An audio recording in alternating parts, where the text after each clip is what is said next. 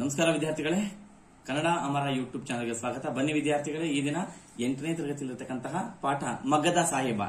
ಈ ಪಾಠದಲ್ಲಿ ಬಂದಿರತಕ್ಕಂತಹ ಪ್ರಶ್ನೋತ್ತರಗಳನ್ನು ನೋಡ್ತಾ ಹೋಗೋಣ. ಮೊದಲಿಗೆ ಲೇಖಕರ ಪರಿಚಯ ಇಲ್ಲಿದೆ. ಪಾಠ ಮಗ್ಗದ ಸಾಹೇಬ. ಕೃತಿಕಾರರ ಪರಿಚಯ. ಹೆಸರು ಬಾಗಲೋಡಿ ದೇವರಾಯ. ಜನನ 1927. ಸ್ಥಳ ದಕ್ಷಿಣ ಕನ್ನಡ ಜಿಲ್ಲೆಯ ಬಾಗಲೋಡಿ ಎಂಬಲ್ಲಿ ಜನಿಸುತ್ತಾರೆ. ಪ್ರಮುಖ ಕಥಾ ಸಂಗ್ರಹಗಳನ್ನು ಸೇರೆ ಹುಚ್ಚು ಮುನ್ಸೀಫಾ ಮತ್ತು ಇತರ ಕಥೆಗಳು, ಆರಾಧನಾ ಮತ್ತೆ ರುದ್ರಪ್ಪನ ರೌದ್ರ ಮತ್ತು ಇತರ ಕಥೆಗಳು ಅಂತಕ್ಕಂಥದ್ದು ಪ್ರಮುಖ ಕಥಾ ಸಂಗ್ರಹಗಳು. ಇವರು ನಿಧನ ಆಗಿದ್ದು 1985ರಲ್ಲಿ ನಿಧನರಾಗ್ತಾರೆ. ಈ ಪಾಠವನ್ನು ಬಾಗಲೋಡಿ ದೇವರಾಯ ಅವರ ಸಮಗ್ರ ಕಥೆಗಳು ಎಂಬ ಕಥಾ ಸಂಕಲನದಿಂದ ಆರಿಸಿಕೊಳ್ಳಲಾಗಿದೆ. ಇದು ಇವರ ಪರಿಚಯ. ಇನ್ನ ಒಂದು ವಾಕ್ಯದಲ್ಲಿ ಉತ್ತರಿಸಿದೆ ಪ್ರಶ್ನೆ. ರಹೀಮಾ ಮಗ್ಗವನ್ನು ಮುಟ್ಟದೆ ಎಷ್ಟು ವರ್ಷಗಳಾಗಿತ್ತು? ರಹೀಮಾ ಮಗ್ಗವನ್ನು ಮುಟ್ಟದೆ 20 ವರ್ಷಕ್ಕೂ ಹೆಚ್ಚಾಗಿದೆ. ಎರಡನೇ ಪ್ರಶ್ನೆ. ಹುಸೇನ್ ಸಾಹೇಬರ ಮನೆತನದವರಿಗೆ ದೇವಾಲಯದಲ್ಲಿದ್ದ ಹಕ್ಕು ಯಾವುದು? ಹುಸೇನ್ ಸಾಹೇಬರ ಮನೆತನದವರ ಹಿರಿಯ ಪ್ರತಿನಿಧಿಗೆ ಎಲ್ಲರಿಗಿಂತಲೂ ಮುಂದಾಗಿ ಪ್ರಸಾದವನ್ನು ಪಡೆಯುವ ಹಕ್ಕಿತ್ತು. ಪ್ರಶ್ನೆ 3. ಅಬ್ದುಲ್ ರಹೀಮನ ಹಠವೇನು? 3 ಗಂಡು ಮಕ್ಕಳಿಗೆ ಒಂದಿಷ್ಟಾದರೂ ವಿದ್ಯಾಭ್ಯಾಸ ಕೊಡಿಸಿ ಅವರನ್ನು ಸರ್ಕಾರಿ ನೌಕರರನ್ನಾಗಿ ಮಾಡಬೇಕೆಂಬುದು ಅಬ್ದುಲ್ ರಹೀಮನ ಹಠವಾಗಿತ್ತು. ಪ್ರಶ್ನೆ 4. ತಂದೆಯ ಆಸೆಯನ್ನು ಮೊದಲೆರಡು ಮಕ್ಕಳು ನೆರವೇರಿಸಿದ ಬಗೆ ಹೇಗೆ? ಉತ್ತರ. ಒಬ್ಬ ಮಗ ಸರ್ಕಾರಿ ಕಚೇರಿಯಲ್ಲಿ ಗುಮಾಸ್ತನಾಗಿ, ಇನ್ನೊಬ್ಬ ಮಗ ಪೋಸ್ಟ್ ಮಾಸ್ತರ್ನಾಗಿ ತಂದೆಯ ಆಸೆಯನ್ನು ನೆರವೇರಿಸಿದರು. ಪ್ರಶ್ನೆ 5. ರಹೀಂ ಮಗನನ್ನು ಶಾಲೆಯಿಂದ ಬಿಡಿಸಿದ್ದೇಕೆ? ಮಗ ಕರೀಮನಿಗಿದ್ದ ಮಗ್ಗದ ಹುಚ್ಚನ್ನು ಬಿಡಿಸಬೇಕೆಂದು ರಹೀಮ ಮಗನನ್ನು ಶಾಲೆಯಿಂದ ಬಿಡಿಸಿದನು. ಇದು ಒಂದು ವಾಕ್ಯ. ಇನ್ಮೇಲೆ ಬಹಳ ಇಂಪಾರ್ಟೆಂಟ್ ಆಗಿದೆ. 2-3 ವಾಕ್ಯದಲ್ಲಿ ಉತ್ತರಿಸಿ. ಮೊದಲನೇ ಪ್ರಶ್ನೆ. ಹುಸೇನ್ ಸಾಹೇಬರ ವ್ಯಕ್ತಿತ್ವವನ್ನು ವಿವರಿಸಿ ಅಂತಿದೆ. ಇಲ್ಲಿ ಪ್ರಶ್ನೆಗಳಿಗೆ ಉತ್ತರವನ್ನು ಹುಡುಕಿ ಬರೀಬೇಕು. ನಿಮಗೆ ಹಾಗೆ ನೇರವಾಗಿ ಸಿಗೋದಿಲ್ಲ. ಸೊ ನಾ ಕೆಲಸವನ್ನು ಮಾಡಿದ್ದೀನಿ ನಿಮಗೆ ಈಸಿ ಆಗಲಿ ಅಂತ. ಉತ್ತರ. ಹುಸೇನ್ ಸಾಹೇಬರು ಮಗ್ಗದ ಸಾಹೇಬರೆಂದೇ ಪ್ರಸಿದ್ಧಿಯಾಗಿದ್ದರು. ಅವರು ಜನಪ್ರಿಯ ಮತ್ತು ಧನವಂತ ವ್ಯಕ್ತಿಯಾಗಿದ್ದರು. ಅವರು ಮಸೀದಿ ಮಾತ್ರವಲ್ಲದೆ ದೇವಸ್ಥಾನಗಳನ್ನು ಕಟ್ಟಿಸುವುದರ ಮೂಲಕ ಧಾರ್ಮಿಕ ಸಹಿಷ್ಣುತೆ ಉಳ್ಳವರಾಗಿದ್ದರು ಅಂತಕ್ಕಂಥದ್ದು ಉತ್ತರ. ಪ್ರಶ್ನೆ 2ನೇದು. ಲೇಖಕರ ಹುಟ್ಟೂರಿನಲ್ಲಿದ್ದ ಮುಸ್ಲಿಂ ಧಾರ್ಮಿಕ ಉತ್ಸವದ ಸಂಪ್ರದಾಯವೇನು? ಮುಸ್ಲಿಂ ಧಾರ್ಮಿಕ ಉತ್ಸವದ ಸಂಪ್ರದಾಯವೇನು? ಉತ್ತರ. ಲೇಖಕರ ಹುಟ್ಟೂರಿನ ಪಕ್ಕದಲ್ಲಿ ಮುಸಲ್ಮಾನರ ವಸತಿ ಇದೆ.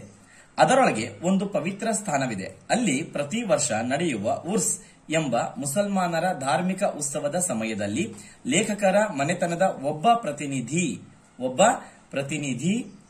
ಇದ್ದೇ ಇರಬೇಕೆಂಬ ಸಂಪ್ರದಾಯ ಇತ್ತು. ಅಂತಕ್ಕಂಥ ಉತ್ತರ. ಇನ್ನು 3ನೇದು. ಮಿಠಾಯಿ ಕೊಟ್ಟಿದ್ದಕ್ಕೆ ಅತಿಥಿಗಳ ಆಕ್ಷೇಪವೇನು? ಉತ್ತರ. ಮಿಠಾಯಿ ಕೊಟ್ಟಿದ್ದಕ್ಕೆ ಅತಿಥಿಗಳು ರಾಯರೇ, ಅಂಗಡಿಯಿಂದ ತೆಗೆದುಕೊಳ್ಳಲು ನಮ್ಮಲ್ಲಿ ಹಣವಿಲ್ಲವೇ? ಮನೆಯಲ್ಲಿ ಕಾಯಿಲೆ ಇದ್ದರೆ ಒಂದು ತುಂಡು ಬೆಲ್ಲವನ್ನು, ಕಲ್ಲು ಸಕ್ಕರೆ, ಹರಳನ್ನು ಕೊಡಿ. ನಿಮ್ಮ ಹಬ್ಬದ ಪೂಜೆಯ ಪ್ರಸಾದವನ್ನು ನಾವು ತೆಗೆದುಕೊಳ್ಳುವುದು ತಲತಲಾಂತರದಿಂದ ಬಂದ ಹಳೆಯ ಸಂಪ್ರದಾಯ ಎಂಬುದು ಅತಿಥಿಗಳ ಆಕ್ಷೇಪವಾಗಿತ್ತು. ಪ್ರಶ್ನೆ 4. ಕರೀಮನಿಗೆ ಶಾಲೆಯಲ್ಲಿ ಮಗ್ಗ ಕಲಿತುದರಿಂದ ಆದ ಪ್ರಯೋಜನವೇನು? ಉತ್ತರ. ಕರೀಂ ಶಾಲೆಯಲ್ಲಿ ಮಗ್ಗವನ್ನು ಕಲಿತು ಅದರಲ್ಲಿ ಒಂದು ಪರಿವರ್ತನೆ ಮಾಡಿದ್ದರಿಂದ ಸರ್ಕಾರದಿಂದ ಒಂದು ಬೆಳ್ಳಿ ಪದಕವೂ ಹಾಗೂ 100 ರೂಪಾಯಿ ಬಹುಮಾನವಾಗಿ ದೊರೆಯಿತು. ಕರೀಮನು ಸಣ್ಣ ವಯಸ್ಸಿನಲ್ಲಿಯೇ ಮಗ್ಗದ ಸಹಕಾರಿ ಸಂಘವೊಂದನ್ನು ಸ್ಥಾಪಿಸಿ ಅದರ ಅಧ್ಯಕ್ಷನಾಗುವ ಮೂಲಕ ಸಾಕಷ್ಟು ಯಶಸ್ವಿಯೂ ಹಾಗೂ ಧನವಂತ ವ್ಯಕ್ತಿಯಾಗಿದ್ದನು. ಪ್ರಶ್ನೆ 5. ಶಾಲಾ ವಾರ್ಷಿಕೋತ್ಸವದಂದು ಕರೀಮ ಮಾಡಿದ ಕೆಲಸವೇನು? ಉತ್ತರ. ಒಂದು ದಿನ ಶಾಲೆಯ ವಾರ್ಷಿಕೋತ್ಸವ ಸಮಾರಂಭದಲ್ಲಿ ಹಳೆಯ ವಿದ್ಯಾರ್ಥಿಗಳಿಂದ ನಾಟಕವಿತ್ತು. ಅದರಲ್ಲಿ ಕರೀಮನದು ಸ್ತ್ರೀ ಪಾತ್ರವಾದ್ದರಿಂದ ಅಲಂಕಾರಕ್ಕೆಂದು ತಾಯಿಯಿಂದ ಚಿನ್ನದ ಸರವನ್ನು ಎರವಲು ಪಡೆದಿದ್ದನು. ನಾಟಕ ಮುಗಿದ ಮೇಲೆ ಚಿನ್ನದ ಸರದೊಂದಿಗೆ ಮನೆ ಬಿಟ್ಟು ಓಡಿ ಹೋದನು. ಇದು 2-3 ವಾಕ್ಯದ ಪ್ರಶ್ನೆಗಳಿಗೆ ಉತ್ತರ. ಇನ್ನ 5-6 ವಾಕ್ಯದಲ್ಲಿ ಉತ್ತರಿಸಿ ಅಂತಿದೆ. ನವೀನ ಶಿಕ್ಷಣದ ವೈಶಿಷ್ಟ್ಯಗಳೇನು ಅಂತಿದೆ. ಉತ್ತರ. ಮಹಾತ್ಮ ಗಾಂಧಿ ಪ್ರೇರಣೆಯಿಂದ ಕೆಲವು ಶಾಲೆಗಳಲ್ಲಿ ನವೀನ ಶಿಕ್ಷಣ ಆರಂಭವಾಯಿತು. ಈ ವ್ಯವಸ್ಥೆಯಲ್ಲಿ ವಿದ್ಯಾರ್ಥಿಗಳಿಗೆ ಹಲವು ತರಹದ ಔದ್ಯೋಗಿಕ ಶಿಕ್ಷಣವನ್ನು ಕೊಡುವುದು, ಅದರಲ್ಲಿ ಹಸ್ತಕೌಶಲವನ್ನು, ದೇಹಶ್ರಮದಲ್ಲಿ ಗೌರವ ಭಾವವನ್ನು ಉಂಟು ಮಾಡುವುದು ಒಂದು ಭಾಗವಾಗಿತ್ತು. ಕೆಲವರಿಗೆ ಬಡಗಿಯ ಕೆಲಸ, ಕೆಲವರಿಗೆ ಬೆತ್ತದ ಕುರ್ಚಿ ಕೆಲಸ ಇತ್ಯಾದಿ ಸಾಮಗ್ರಿಗಳನ್ನು ಮಾಡುವ, ಕೆಲವರಿಗೆ ಕೃಷಿ, ಕೆಲವರಿಗೆ ಮಗ್ಗದ ಕೆಲಸವನ್ನು ಕಲಿಸುವುದು ನವೀನ ಶಿಕ್ಷಣದ ವೈಶಿಷ್ಟ್ಯಗಳಾಗಿತ್ತು. ಪ್ರಶ್ನೆ 2ನೇದು, ಶಂಕರಪ್ಪ ಅವರು ರಹೀಮನ ಬಳಿಗೆ ಸಂಧಾನಕ್ಕಾಗಿ ಬಂದ ಪ್ರಸಂಗವನ್ನು ತಿಳಿಸಿ ಅಂತ ಇದೆ. ಉತ್ತರ: ಶಂಕರಪ್ಪ ಅವರು ಅಬ್ದುಲ್ ರಹೀಮನ ಮನೆಗೆ ಬಂದು ಕರೀಮನ ಬಗ್ಗೆ ಕರುಣೆ ತೋರಿಸಿ ಅವನ ತಪ್ಪನ್ನು ಮನ್ನಿಸಿ ಎಂದು ನಿವೇದಿಸಿಕೊಂಡರು. ಆದರೆ ಅವರ ಮಾತನ್ನು ಕೇಳುವ ತಾಳ್ಮೆ ರಹೀಮನಿಗೆ ಇರಲಿಲ್ಲ. ಸಿಟ್ಟಿಗೆದ್ದ ರಹೀಮನು ಶಂಕರಪ್ಪ ಅವರನ್ನು ಕುರಿತು, ಇವನು ಸಾಹೇಬ್ ಬಹದ್ದೂರ್ ಹುಸೇನ್ ಸಾಹೇಬರ ಕೀರ್ತಿಗೆ ಮಸಿ ಬೆಳೆದಿದ್ದಾನೆ. ಈ ಮಾತಿನಲ್ಲಿ ನೀವು ಅಡ್ಡಬಾಯಿ ಹಾಕಬೇಡಿ. ನೀವು ಕಲಿಸಿದ ಪಾಠದಿಂದಲೇ ಈ ಹಠಮಾರಿ ನಮ್ಮ ವಂಶದ ಕೀರ್ತಿಯನ್ನು ಮಣ್ಣು ಪಾಲು ಮಾಡಿದ್ದಾನೆ ಎಂದು ಸಿಡುಕಿದನು. ಇದರಿಂದ ಬೇಸರಗೊಂಡ ಶಂಕರಪ್ಪನವರು ಮುಖ ಬಾಡಿಸಿಕೊಂಡು ಹಿಂದಿರುಗಿದರು. ಇದು ಉತ್ತರ. ಇನ್ನ 8-10 ವಾಕ್ಯಗಳಲ್ಲಿ ಉತ್ತರಿಸಿದೆ. ಮೊದಲನೇ ಪ್ರಶ್ನೆ, ಕರೀಮ ಧನವಂತನಾದ ಬಗೆ ಹೇಗೆ ವಿವರಿಸಿ ಅಂತಿದೆ.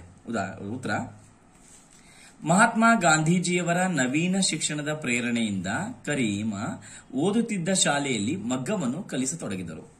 ಕರೀಮ ಮಗ್ಗದ ಕೆಲಸವನ್ನು ಸುಲಭವಾಗಿ ಕಲಿತು ಹೆಚ್ಚು ನಿಪುಣನಾದನು. ತನ್ನ ಬುದ್ಧಿವಂತಿಕೆ ಮತ್ತು ಕೌಶಲ್ಯದಿಂದ ಮಗ್ಗದಲ್ಲಿ ಒಂದು ಪರಿವರ್ತನೆಯನ್ನು ಮಾಡಿದನು. ಇದರಿಂದಾಗಿ ಕರೀಮನಿಗೆ ಸರ್ಕಾರದಿಂದ 1 ಬೆಳ್ಳಿಯ ಪದಕವೂ ಹಾಗೂ 100 ರೂಪಾಯಿ ಬಹುಮಾನವಾಗಿ ದೊರೆಯಿತು. ಇದರಿಂದ ಆತನಿಗೆ ಮಗ್ಗದಲ್ಲಿ ಉತ್ಸಾಹ ಹೆಚ್ಚಾಗಿ ಕರೀಮನು ಸಣ್ಣ ವಯಸ್ಸಿನಲ್ಲಿಯೇ ಮಗ್ಗದ ಸಹಕಾರಿ ಸಂಘವನ್ನು ಸ್ಥಾಪಿಸಿ ಅದರ ಅಧ್ಯಕ್ಷನಾದನು. ಅಲ್ಲದೆ ಮಗ್ಗದಲ್ಲಿ ಹೊಸ ಸುಧಾರಣೆಗಳನ್ನು ತಂದು ಪ್ರಖ್ಯಾತನಾದನು. ಕರೀಮನ ಈ ಸಾಧನೆಯನ್ನು ಪ್ರಶಂಸಿಸಿ ರಾಷ್ಟ್ರಪತಿಯವರು ಆತನಿಗೆ ಪದ್ಮಭೂಷಣ ಪ್ರಶಸ್ತಿ ನೀಡಿ ಗೌರವಿಸಿದರು. ಹೀಗೆ ಕರೀಮ ಧನವಂತನಾದನು. ಪ್ರಶ್ನೆ 2, ರಹೀಮನಿಗೆ ಮಗ್ಗದ ಬಗ್ಗೆ ದ್ವೇಷ ಉಂಟಾಗಲು ಕಾರಣವೇನು ಅಂತಿದೆ.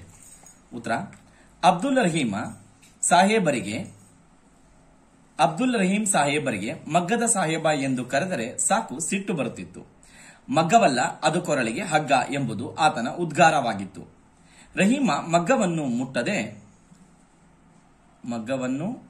ಮುಟ್ಟದೆ 20 ವರ್ಷಕ್ಕೂ ಹೆಚ್ಚಾಗಿತ್ತು.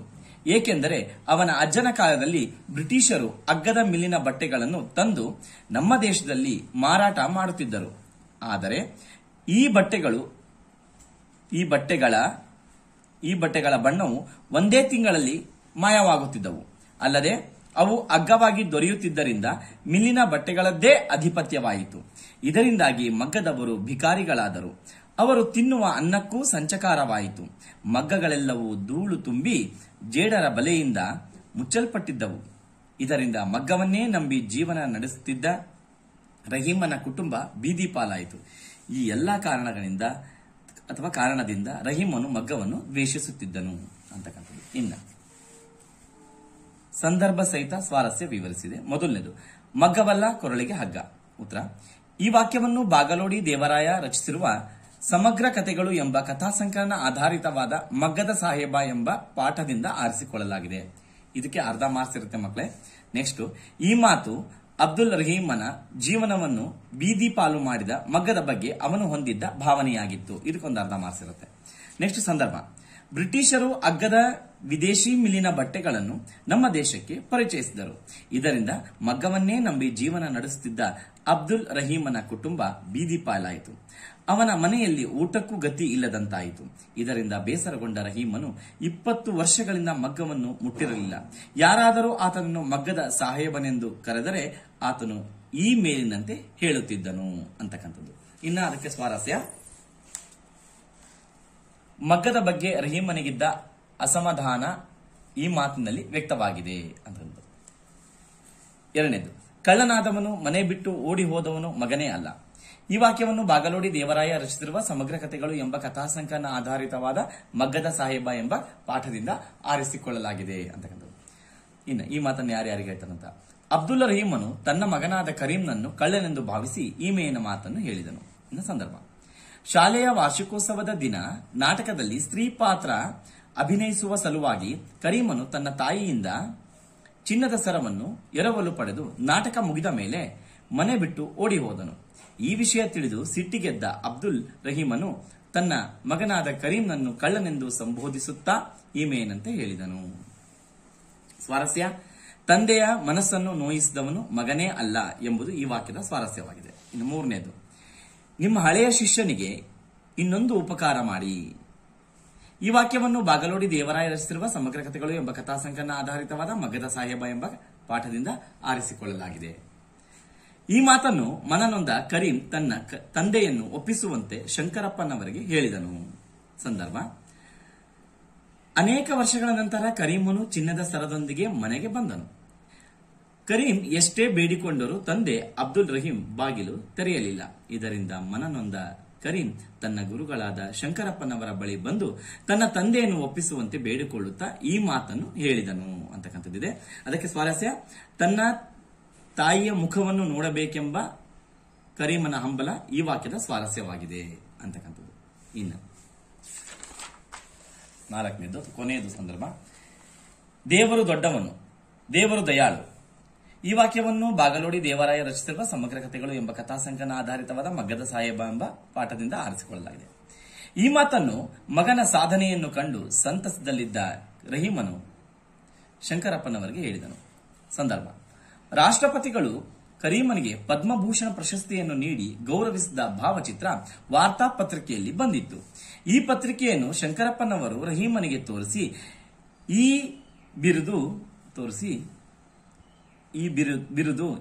ಬಿರುದು ಖಾನ್ ಬಹದ್ದೂರ್ ದಿವಾನ್ ಬಹದ್ದೂರ್ಗಿಂತಲೂ ಶ್ರೇಷ್ಠವಾದುದು ಎಂದು ಹೇಳಿದಾಗ ಮಗನ ಸಾಧನೆಯನ್ನು ಮೆಚ್ಚಿದ ರಹೀಂ ದೇವರನ್ನು ನೆನೆಯುತ್ತಾ ಈಮೇನಂತೆ ಹೇಳಿದನು ಅಂತಿದೆ. ಅದಕ್ಕೆ ಸ್ವಾರಸ್ಯ, ರಹೀಮನು ಮಗನಾದ ಕರೀಮನ ಸಾಧನೆಯನ್ನು ಕಂಡು ದೇವರಿಗೆ ಕೃತಜ್ಞತೆ ಸಲ್ಲಿಸಿರುವುದು ಈ ವಾಕ್ಯದ ಸ್ವಾರಸ್ಯವಾಗಿದೆ. ಇನ್ನು ಬಿಟ್ಟ ಸ್ಥಳ ಇದೆ, ಮೋಸ್ಟ್ಲಿ ಬಹಳ ಈಸಿ ಆಗುತ್ತೆ ಅಂತ ಕಾಣಿಸುತ್ತೆ. ಟೆಕ್ಸ್ಟ್ ಬುಕ್ ನಲ್ಲಿ ಇರುತ್ತೆ, ನೀವು ಓದ್ಕೊಂಡಿರ್ತೀರಾ, ಆದ್ರೂ ಬರೆದ್ಬಿಟ್ಟಿದ್ದೀನಿ. ಬಿಟ್ಟ ಸ್ಥಳ ತುಂಬಿರಿ. ಅಬ್ದುಲ್ ರಹೀಮನಿಗೆ ಮಗ್ಗದ ಸಾಹೇಬ ಎಂದು ಹೇಳಿದರೆ ಬಹು ಸಿಟ್ಟು ಬರುತ್ತಿತ್ತು. ಎರಡನೇದು, ಮನೆಯಲ್ಲಿ ಊಟಕ್ಕೂ ಇದೆಯೋ ಇಲ್ಲವೋ ಎಂಬಂತಾಗಿದೆ. ಮೂರನೇದು, ಹುಡುಗನ ಉತ್ಸಾಹ ಆಕಾಶಕ್ಕೇರಿತು. ನಾಲ್ಕನೇದು, ಶಂಕರಪ್ಪ ಅವರು ಮುಖ ಬಾಡಿಸಿಕೊಂಡು ಹಿಂತೆರಳಿದರು. ಕೊನೆಯದು, ನನಗೆ 2 ಮಕ್ಕಳು, ಕಳ್ಳರ ಪರಿಚಯ ನನಗಿಲ್ಲ ಅಂತ ಉತ್ತರ. ಇದು ನಿಮ್ಗೆ ಮೋಸ್ಟ್ಲಿ ಈಸಿ ಆಗ್ಬೋದು ನೋಟ್ಸ್ ಬರೆಯೋದಕ್ಕೆ, ಸೊ ಹೆಲ್ಪ್ ಆಗತ್ತೆ ಅನ್ಕೊಂಡಿದ್ದೀನಿ. ನಮಸ್ಕಾರ.